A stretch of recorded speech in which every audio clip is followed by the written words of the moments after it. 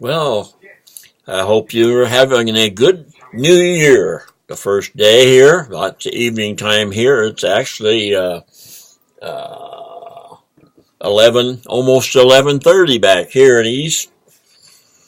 And I want to share a little incident with you tonight that happened to me back in 1983.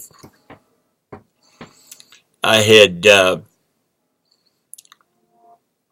played Jonah again and left school when I was studying for the ministry. But anyway, that's a whole different story there. But my wife got sick and we left for the summer and we ended up moving away from the college. I mean, she was really sick for months. And I got a job driving log truck in on the coast. I was living in Orleans, California again, but that was going to be very short-lived because it was a great big outfit, almost winter time, and I think like they had probably 200 or 300 trucks, and so low man on the totem pole wasn't going to last too awful long. I got a call from my brother-in-law, and he was living in Alaska, and they needed a truck driver up there. He was living in Southeast on Prince of Wales Island, off of Ketchikan, about 40 miles or so. But anyway, and they also needed a logger. Well, my brother had been logging. So him and I packed up our bags and we flew up to Alaska and worked up there for a couple months, lived in the bunkhouse.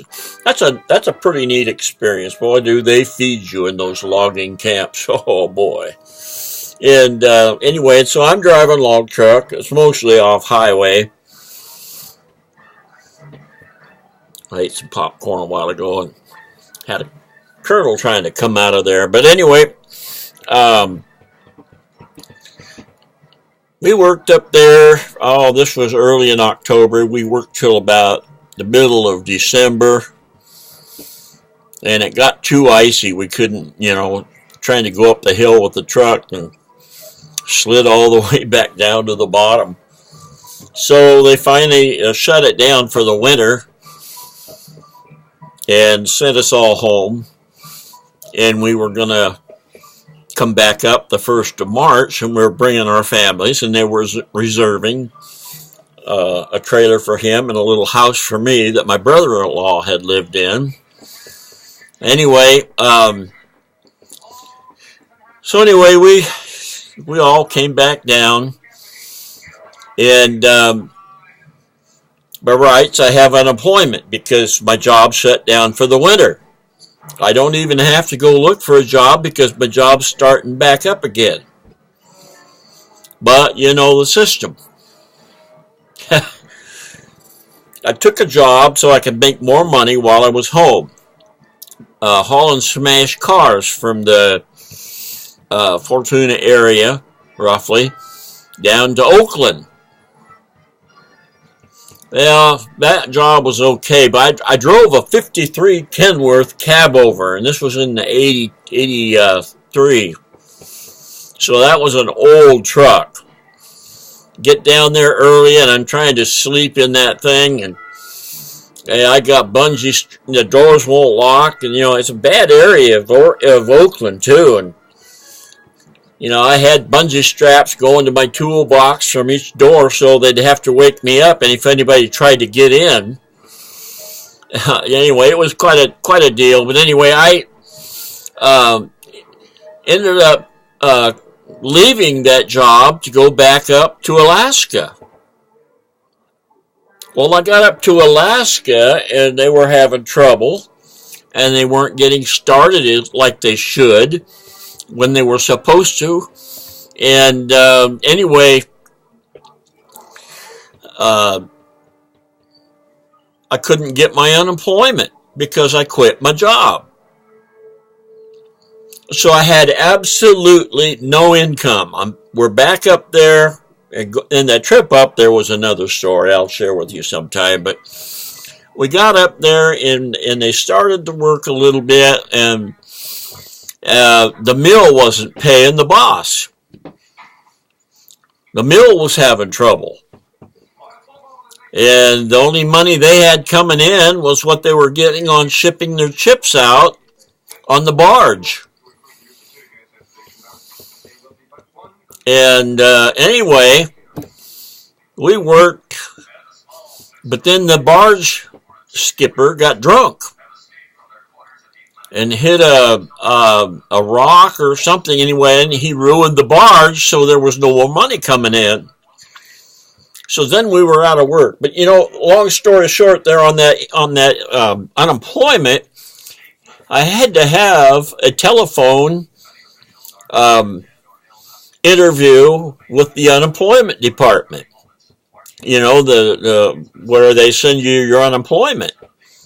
Well, I won the case because I had saved them money by working, and then when I quit and went back up to my regular job, it didn't start up right. So anyway, we were up there without any money, and it just seemed like that's the story of my life: out of money, and I've lived that way all my life, and I'm really, really tired of it. And I really believe that by this spring, it'll start rolling in. As soon as I get my traffic going, it's not going to take too awful long. I got my business set up pretty well, but the systems, they're just, they keep them in working from paycheck to paycheck. You can't go nowhere, you can't do nothing because you don't have enough money until payday. And anyway, it's just been the story of my life. And I know that there are people that are successful. But for some reason, I was always successful. They always liked my work. I didn't have any trouble getting my jobs back when I quit and went back or whatever. But they just don't pay enough money. And like I said, I worked seasonal work most of my life. And so it's either feast or famine. You make big money in the summertime and you just get everything caught up, and then you go into famine again. But anyway, and now I've got a steady income, but it's just not enough. And that's the way it is. You always hunting for green grass. That's been the story of my life. Only to get there, and I've shared this before, to find out everybody's telling me how green it used to be.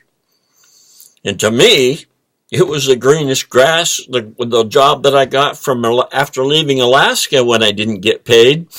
That was the greenest grass job I'd ever had, driving a log truck. Better than any of the jobs I had had. And then they told me how good it used to be.